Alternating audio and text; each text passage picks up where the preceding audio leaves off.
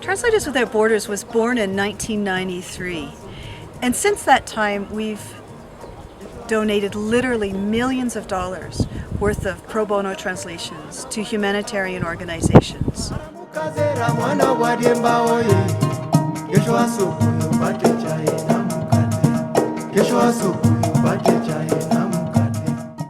Lori Thicke co-founded Translators Without Borders in 1993. Well, it's true that people don't think of translation. It's absolutely not on the radar, but it's so critical if you think about it. For people to get information, whether it's how to take their medication, whether it's where to find supplies in a crisis situation.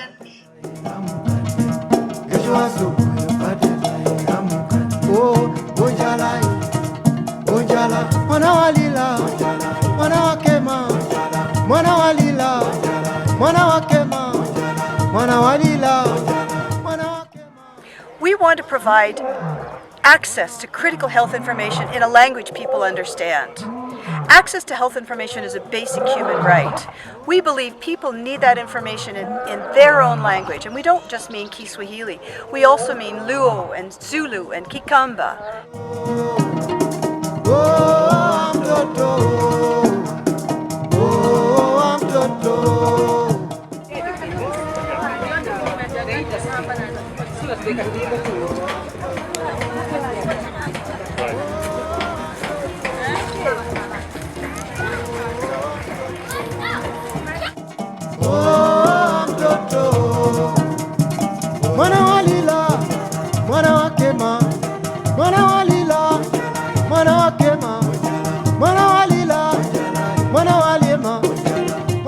The peer counselors work at the Family Health Options Kenya Drop-In Center in the Nairobi informal settlement of Kibera. Mwangi speaks Kibera, Sheng, and 5 other languages on a daily basis. But she says until now she has been interpreting rather than translating healthcare information. Translator and course instructor Paul Warambo is teaching the peer counselors how to put precise Sheng subtitles on an English video about cholera. Peer educator Susan Mwangi explains the finer points of reproductive health. The secret to Mwangi's successful counseling is her ability to make her message understood. It is very important to know the language that the client speaks. If the client understands Kikuyu, Sheng, etc., then the client can get the information she requires in the language that she understands. The use of accurate, clear language is essential in healthcare. A phrase translated wrongly could, in a worst-case scenario, cause a patient's death.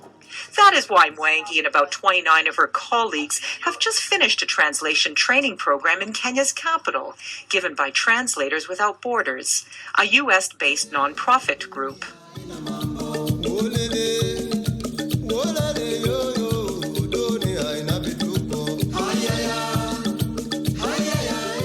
Founder Thicke says that understanding and using language is key to people's empowerment. I really have never seen people so excited about translation. I think they're seeing it as a way of getting their message through. So it's not just words, it's not just translations, it's actually the heart of communication with the people here. But also, what's the story? Communication that Mwangi and her colleagues have taken to heart. Kathy Maitney for VOA News, Nairobi.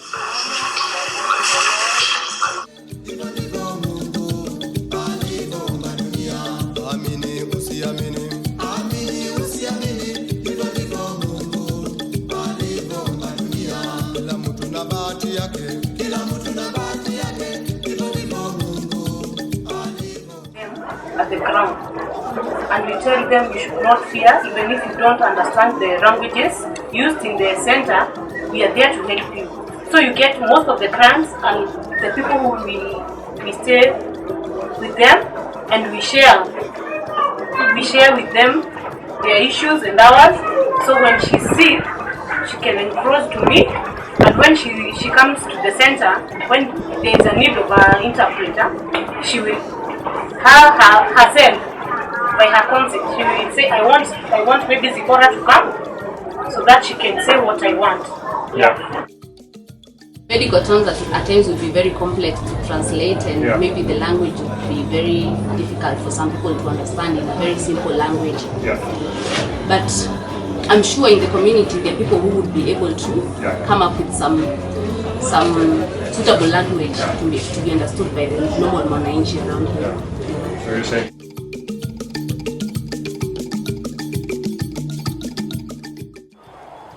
people here are desperate for information in their language. They want to learn. They want to know how to protect themselves and their children. They don't want to die of needless, preventable diseases. We were told of a Somali girl who misunderstood a brochure that was on health that said, when you have been raped, you need to get medical attention within 72 hours. She thought it was within 72 days.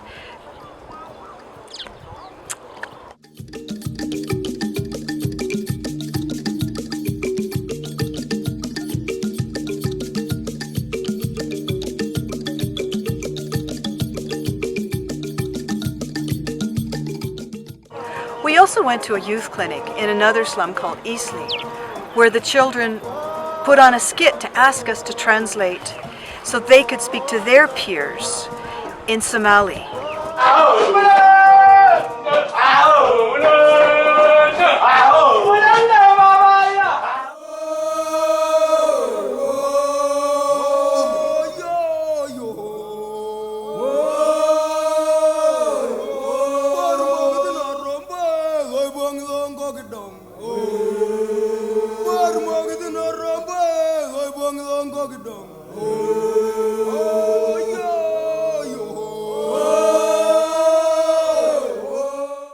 Hanging around in the compound, or they use them for lighting the fire. Yes. Yeah, because they do not know, because they cannot understand the language, they do not value that paper. it's just paper. Yeah, it's just paper, useless paper. So I feel translation is very important, especially to the local language. Yeah.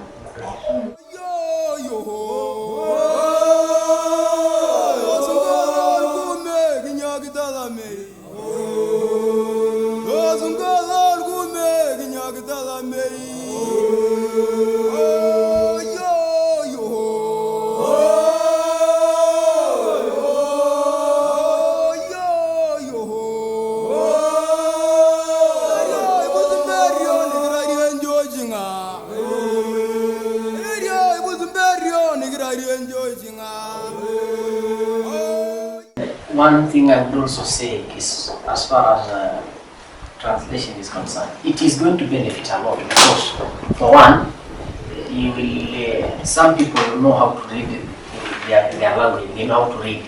Like in Masai, some have gone to these schools where they are taught. Yeah, so they'll get, when it's translated now, they'll be able to get it very well. They will read there.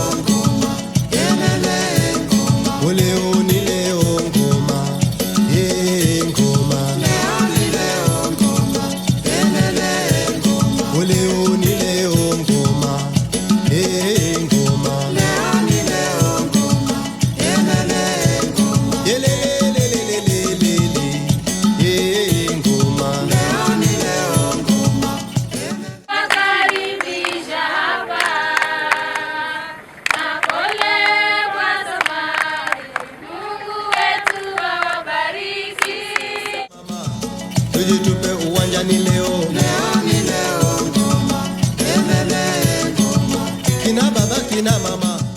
Yes, we'd like it to be in Kikamba, which is our mother language, so that the community can read even in their homes and can be assisted more than kids, because they can understand the language more than in English. Kutumbuiza mwili wako, afya kujipatia we. Leo ni leo ngoma, lelele ngoma. Kutumbuiza mwili wako, ni afya kujipatia. Tupigie makofi jamani kwa sauti. My Canadian name is Lori. And I'm so happy to see so many friends that I know from last year. And thank you.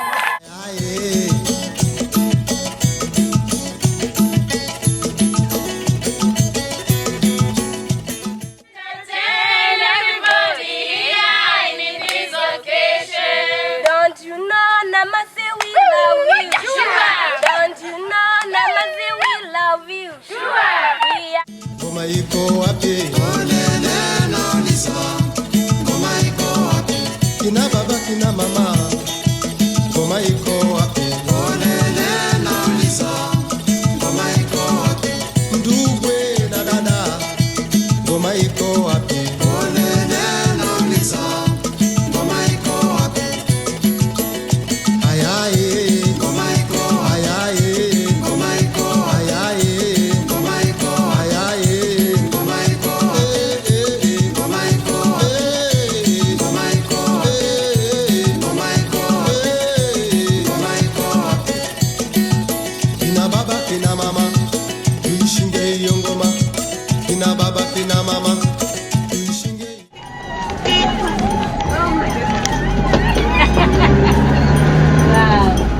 wow, it's right.